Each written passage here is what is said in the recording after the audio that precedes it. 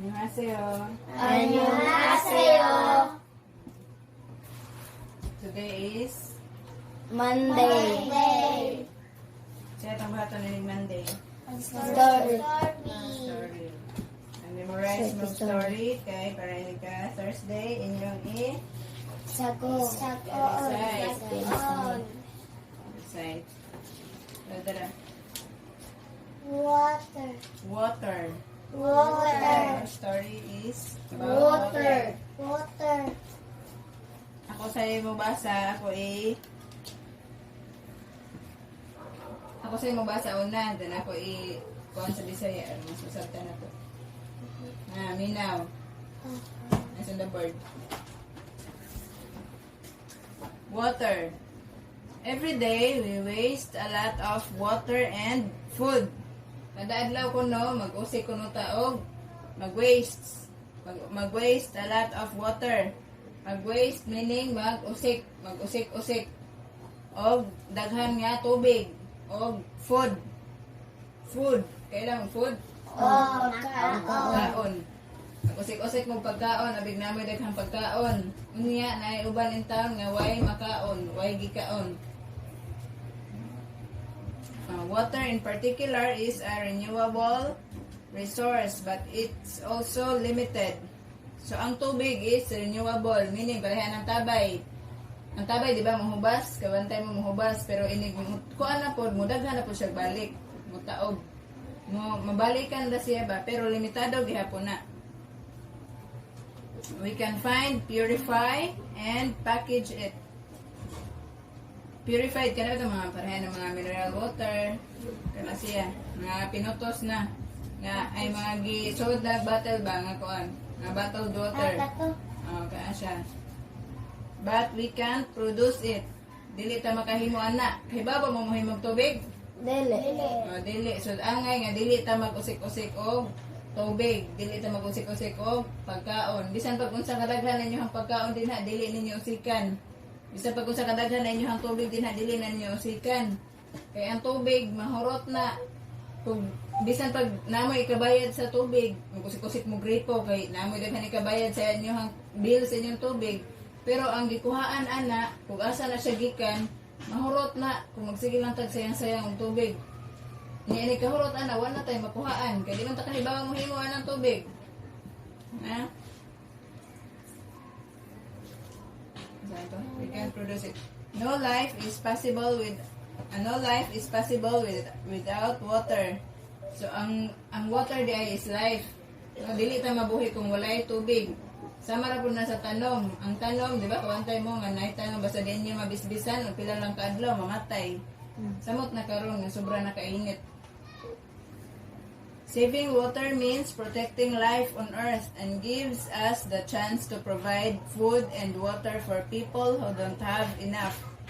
So kung mag-save ta water, meaning nag-protect ta og life sa Annyeonghaseyo. Annyeonghaseyo. So today is Monday. So na po tayo bagong story nga inyohang i-memorize para inig ka Thursday, inyo nang i-recite.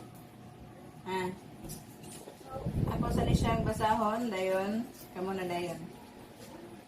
Ako basahon in English story, then ako Bisaya, aron nga mas masabta nato. Then kamo na po dayon mo ibasa. Ha? Okay, the lesson of appreciation. In a city lived a young girl named Anna. She often complained about her parents being too strict and not understanding her. So si Anna is nagsigi og reklamo sa iyang parents kay stricto kuno kayo. And then dili siya masabtan. One day, Anna's parents surprised her with a visit to an orphanage. So ang iyang parents gi-surprise si Anna, gidala si Anna padong dito sa orphanage. Di ba mo kung saan orphanage? Wala. Muna siya yung mga bata nga kanang mga ulila, mga wala na yung mama. Dito na papuyo mga kuan sa orphanage. Ang kanang mga bata nga nasa orphanage, kung naapoy mo ato kanapitang mga couple nga dili makaanak, so pwede sila mo adapt dito. Ato sila sa orphanage, pero namili sila bata nga ilahan i-adapt. legal adoption na siya. There, Anna saw children who longed for love and care. So dito sa orphanage, nakita ni Anna kung unsa ang mga bata, ang forma sa mga bata nga naglong. Kanang naghinam-hinam sila ba nga naay mo love pud nila o mo care nila. Kay wala man sila ginikanan.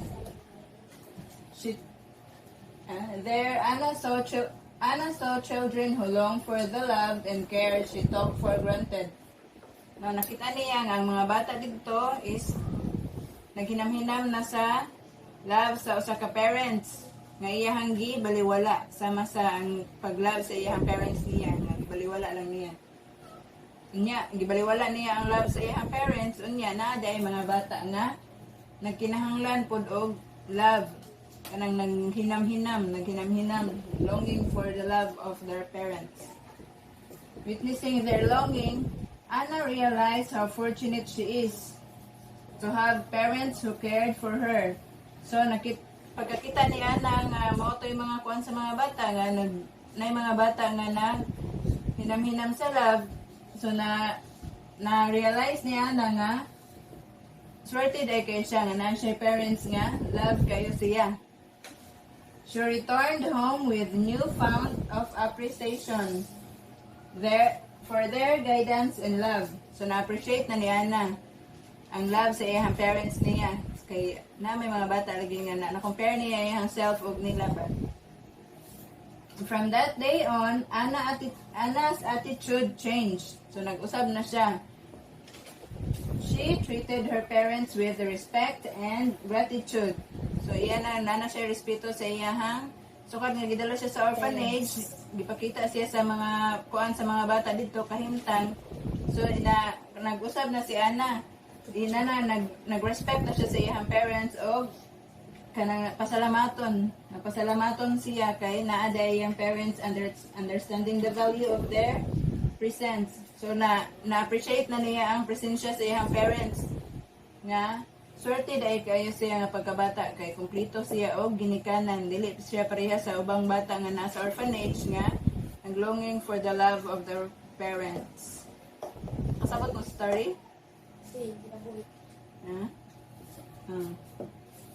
And presensya sa value of their presence in her lives. Nakasabot naman sa story?